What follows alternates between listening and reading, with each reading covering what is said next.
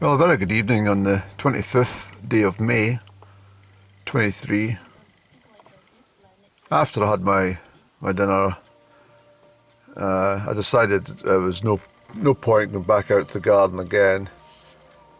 Well, for one thing, indigestion couldn't be an issue if you start doing things. So what I done was I jumped in the car, obviously, and I scooted up here to the small glen on the Crieff Fairley Road. But I just decided that I don't think it was worth going all the way up to Almond this evening, or indeed Crieff. I was up last night, of course, just for a little while. I was chatting to camera and stuff, but as I say, I've got a backlog of footage, and I'll catch up with it and get it posted. But the horseflies are out now. We're into late May, so any campers near the rivers or streams will obviously have to endure the pests. That's why if you get a good March or April, well, March and April can be still very cold, of course, at night, but if you get a good spell of weather in April, it's probably the best time of the year for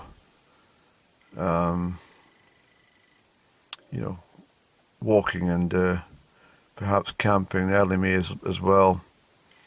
But you can't do everything, and of course I would have been away camping, of course, but I decided to push on with my ventures around the property, and it's always regrettable, but when you get a good spell of weather, but you just cannot make every decision based on if it's going to be a sunny day or not. So once the job will be complete over the weekend, completely finished, I have to say, I will then have ample time in the month of June to make decisions on what I want to do and where I want to go.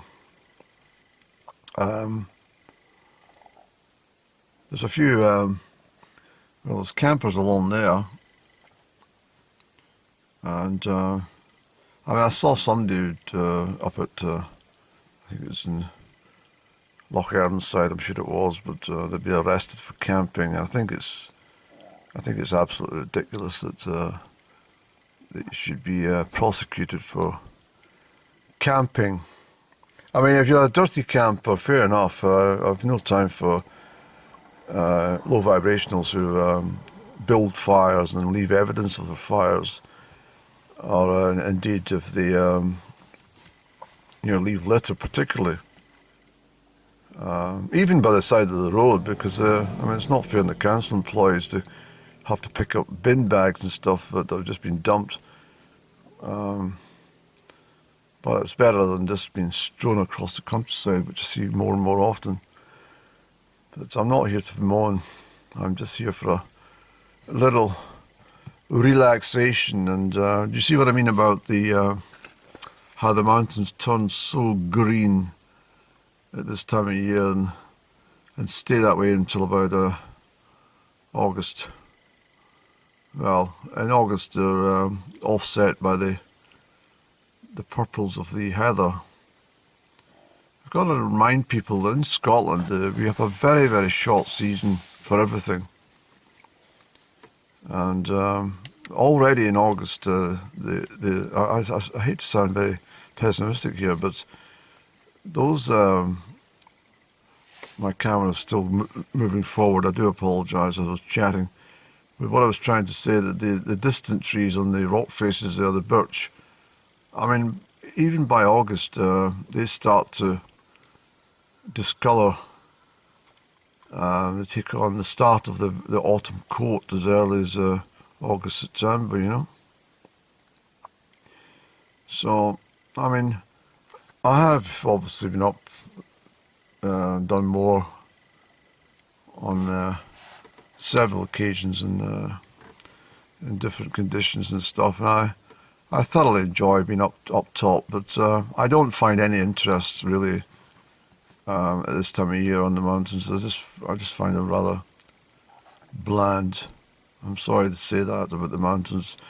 unless of course the weather's dramatic, and sometimes you can get massive rainbows and showery rain with great big cumulonimbus clouds and stuff all floating around. It's rather spectacular, but the sky is always very different in the summer months, and the cloud formations too. I don't know. The low light of winter is my favourite time of escaping to the mountains. Especially February. I love February in the mountains.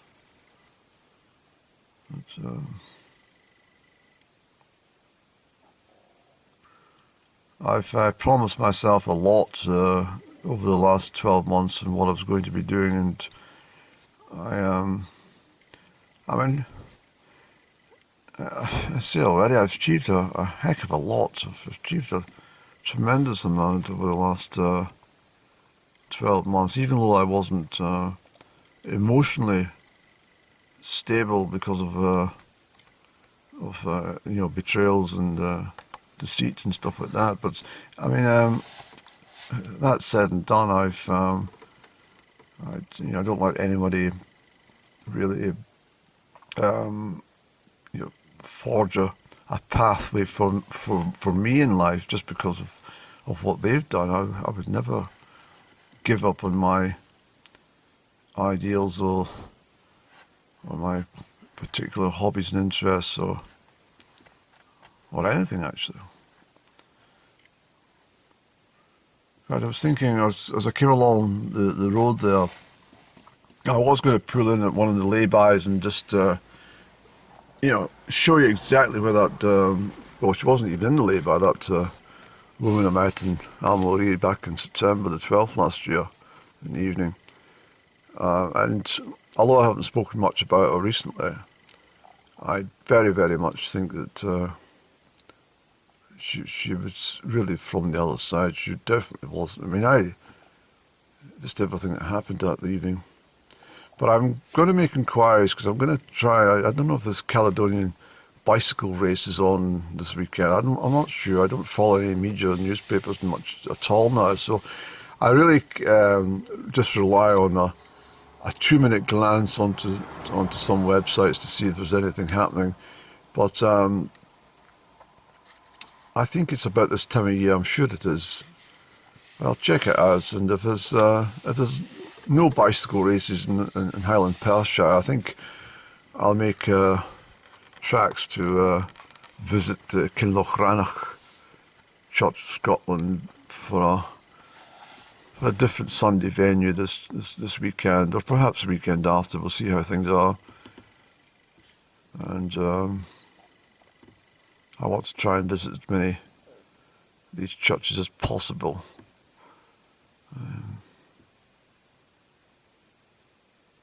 So that's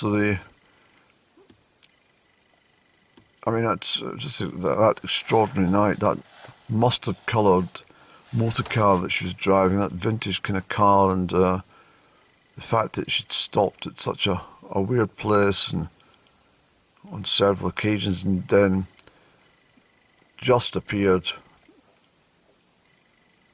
I thought, that's not an owl, is it? No, it's not. I thought, if that's an owl, then it's her.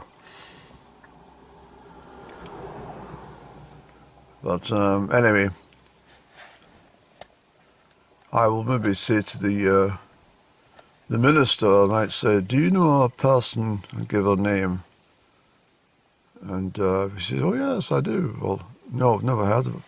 Then really, it's a bit of a mystery who she is. But I think people are getting fairly used to me just seeing this car just sitting at odd angles, whether it's up in Strathbran or down this neck of the wood. But I thought it's an extra, it's an extra 14 miles journey just to go up to Almond. I thought, well, the car park would probably be like it was last night, kind of half stacked with well, it was a German, not Dutch, German camper van of such up there last night. So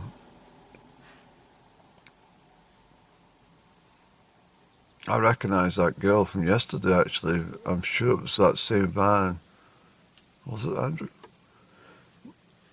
I think I didn't look over, obviously, but I just saw it, she looked over, and I thought, that's the same girl I saw in Aberfeldy yesterday. And I'm sure it's the same van.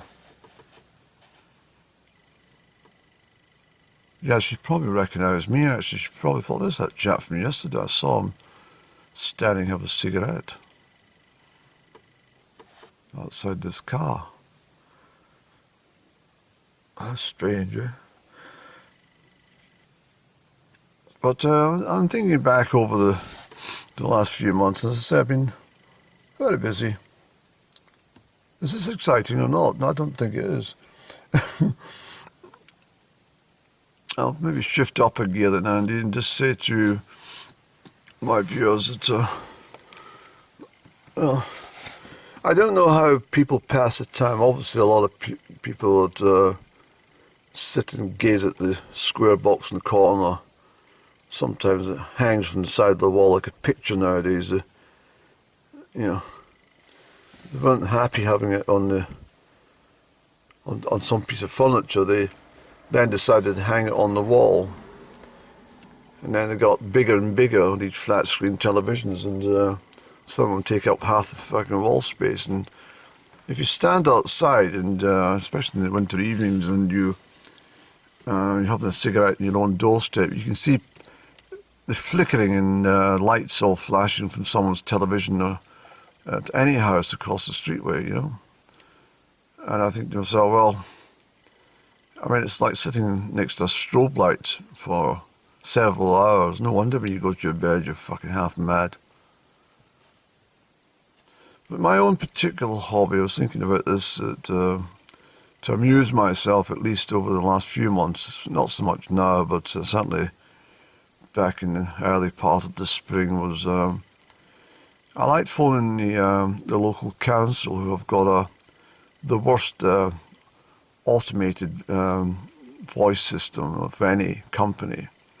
It's really tedious, and I might actually phone them to complain about that. I love complaining to my local council about the most trivial and most bizarre things. The list is endless, but I mean, I really like doing it because I feel like I get money, my money's worth from paying council tax by always getting some sort of service from them.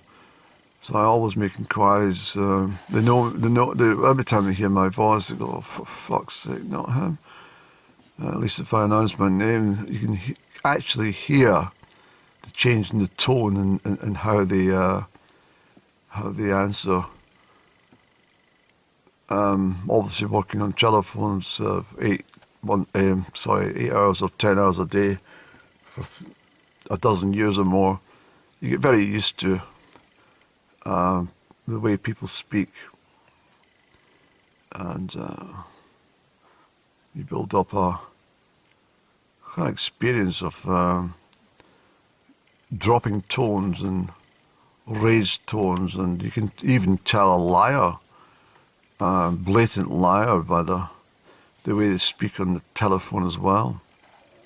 So it's it's a good. It's a good thing. I'm very pleased. I used to catch it. Well, it wasn't a case of trying to catch them out, but popped them in hold and said, "Liar."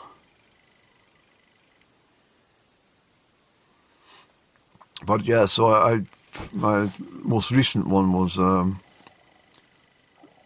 well, with the council, it's you have to give the name of the person you're looking for, or at least the department.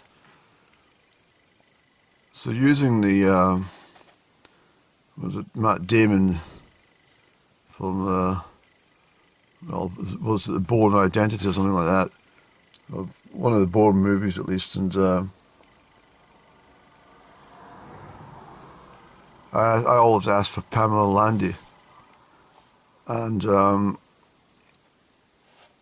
council automated voice will ask me to repeat, and the name's not recognised.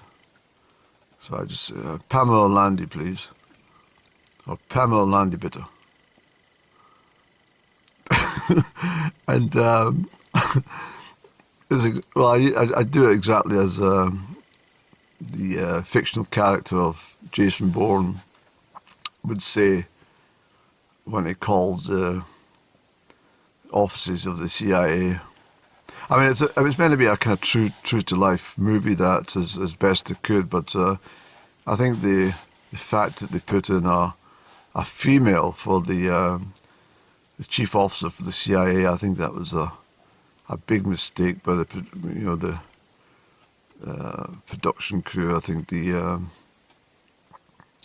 maybe even back 20 years ago, I don't think you would have got a female head at something as big an organisation as the CIA. Not at all.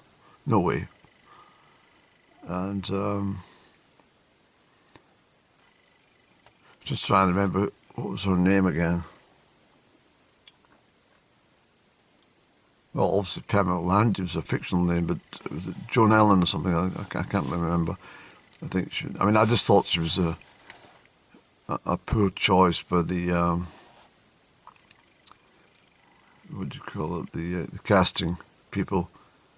I don't think she was really the right one. I think out of all the choices they made for the movie, I mean, probably they wanted somebody who would stand out as being not fitting the bill, and perhaps that was their line of thought.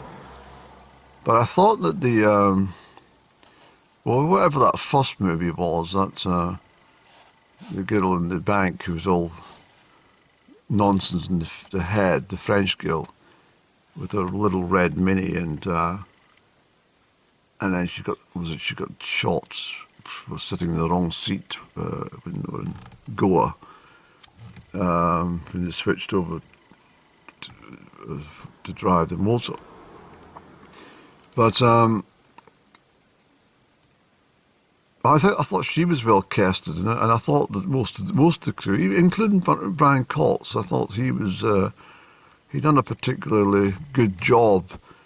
But I can't help thinking that yes, he did do a good job, but after that he went back to rep, working at the Dundee Rep or something, or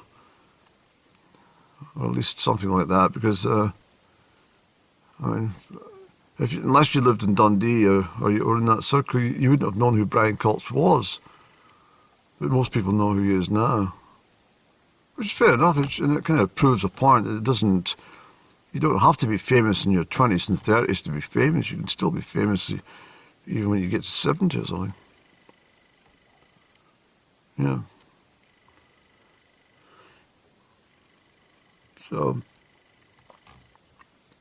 I'm going to try and find a different name for the council to answer on this automated service, because obviously Pamela Landy's not been recognised, so I'll have to get somebody else to think about and use. I might actually phone the council and say, I've been in trouble trying to contact one of your colleagues and all that. Oh, that's just the automated system's not recognising the voice. Oh, right, maybe you need to speak a bit clearer. Well, I think I've had plenty of elocution. I've had plenty of electrocution classes.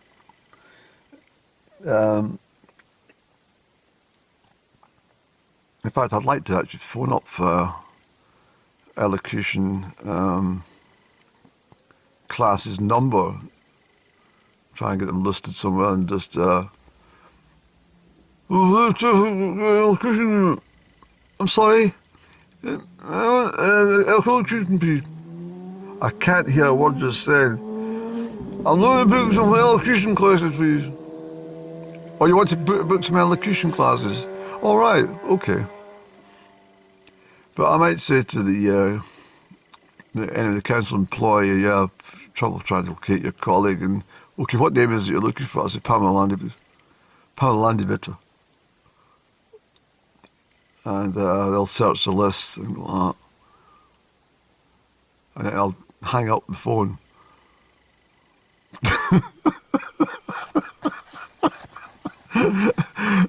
Or, yeah, I'll maybe, in fact, I think that no, they're not all, I mean, great respect to a lot of the people that work in the council, do a hard job, don't they? Well, you know what I mean. But I'm sure that one of them bound to twig, I've heard that name before. Pamela Landy, and then say to their colleagues over the lunch break, yes, oh yeah, he's phoned me as well, looking for Pamela Landy. Yeah, where have I heard that name before? But they'll never fucking put it together. Anyway, I think I'll go down the road. It's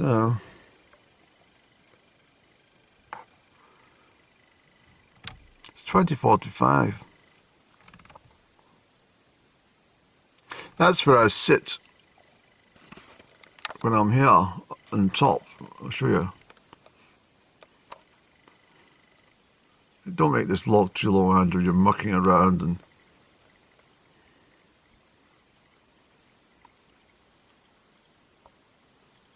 it's up there.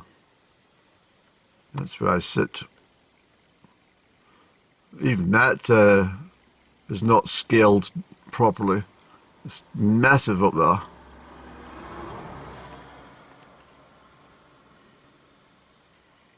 And you get a great view.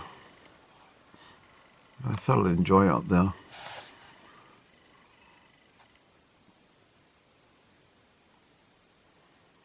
Anyway, yes, I think we'll leave the Almond this evening.